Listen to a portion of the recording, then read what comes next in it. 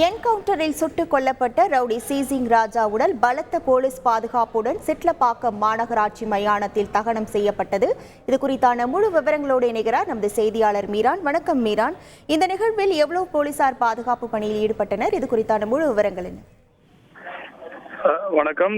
தமிழகத்தில் பரபரப்பை ஏற்படுத்திய ஆம்ஸ்டாங் கொலை வழக்கு தொடர்பாக பல்வேறு முக்கிய ரவுடிகளை தமிழக காவல்துறையினர் கைது செய்து சிறையில் அடைத்து வந்தார்கள். இந்த நிலையில் ஆற்காடு சுரேசுடன் நெருங்கிய தொடர்பில் இருந்த சென்னை சிட்லப்பாக்கத்தை சேர்ந்த பிரபல ரவுடி சீசிங் ராஜாவிற்கும் இதற்கு தொடர்பு இருக்குமா என்ற சந்தேகத்தின் பேரில் போலீசார் பல நாளாக அவரை தேடி வந்தார்கள். இந்த நிலையில் தான் சென்னை புறநகர் பகுதியிலான தாம்பரம், சிட்லப்பாக்கம், சேலையூர், பீர்க்கங்கரை உட்பட பல்வேறு காவல் நிலையங்கள் இருக்கின்ற வழக்குகள் விசாரணைக்காக சீசிங் ராஜா நீதிமன்றத்தில் ஆஜராகவில்லை என கூறி அவரை கண்டுபிடித்து தருவர்களுக்கு அவர் தொடர்பான தகவலை தெரிவிக்கும்படி காவல்துறை சார்பில், தாம்பரம் மாநகர காவல்துறை சார்பில் போஸ்டர்கள் தாம்பரம் பகுதி முழுவதுமாக ஒட்டப்பட்டது பெரும் பரபரப்பை ஏற்படுத்தியிருந்தது. இந்த நிலையில் தான் கேளச்சேரி காவல் நிலையத்தில் தொழிலதிபர் ஆனந்தன் என்பவரை துப்பாக்கி காட்டிய மிரட்டிய வழக்கில் தனிப்படை போலீசார் ஆந்திராவிற்கு சென்று சீசிங் ராஜாவை கைது செய்தார்கள்.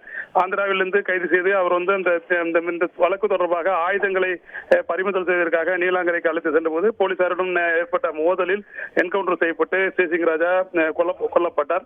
அவரது உடலானது ராயப்பேட்டை அரசு மருத்துவமனைக்கு பிரேத பரிசோதனைக்கு கொண்டு செல்லப்பட்டது. அங்கு தொடர்பான இந்த என்கவுண்டர் தொடர்பான வழக்கு நீலாங்கரை காவல் நிலையத்தில் பதிவு செய்யப்பட்டு மாஜிஸ்ட்ரேட் விசாரணை நடைபெற்றது. அந்த பிரேத பரிசோதனை நேற்று நடைபெற்றது. பிரேத பரிசோதனை முழுவதுமாக வீடியோவாக எடுக்கப்பட்டது. நேற்று நள்ளிரவில் அவரது உடலானது அவரது முதல் மனைவி ஜானகியிடம் ஒப்படைக்கப்பட்டது. பலத்த போலீஸ் பாதுகாப்புடன் அவர் உடலானது நேற்று நள்ளிரவு சிட்லப்பாக்கம் ராமகிருஷ்ணாபுரம் பகுதியில் இருக்கின்ற சுபாஷ் சந்திரபோஸ் தெருவில் இருக்கின்ற அவரது வீட்டிற்கு கொண்டு வரப்பட்டது. அந்த ராயப்பேட்டை மருத்துவமனையிலிருந்து அவர் உடலை கொண்டு வரும் பொழுது 1 மணி நேரத்திற்குள் உடலை தகனம் செய்ய வேண்டும் என்று போலீசார் தெரிவித்ததாக முதலில் தெரிவிக்கப்பட்டிருந்தது.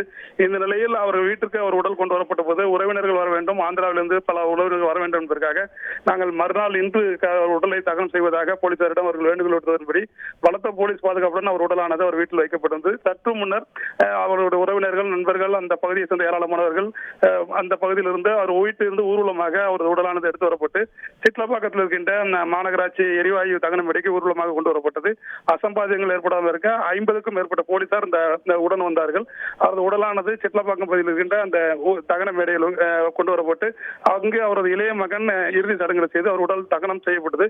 பலத்த போலீஸ் பாதுகாப்புடன் அந்த பகுதியில் உடல் தகனம் நடைபெற்றது. தற்பொழுது அந்த பகுதியில் தொடர்ந்து போலீஸ் பாதுகாப்பு போடப்பட்டிருக்கிறது. அந்த உடல் தகனம் நடைபெற்ற இடத்தில் யாரும் இருக்கக்கூடாது என்று போலீசார் தற்போது அவர்களை அப்புறப்படுத்தி வருகிறார்கள். இதனைத் தொடர்ந்து அந்த பகுதி முழுவதுமாக தொடர்ந்து போலீஸ் பாதுகாப்பு போடப்பட்டு ஒரு பரபரப்பான சூழ்நிலை காணப்படுகிறது. உங்கள் முழு விவரங்களுக்கு நன்றி மீரான். செய்திகளை உடனுக்குடன் தெரிந்து கொள்ள உடனே சப்ஸ்கிரைப் பண்ணுங்க.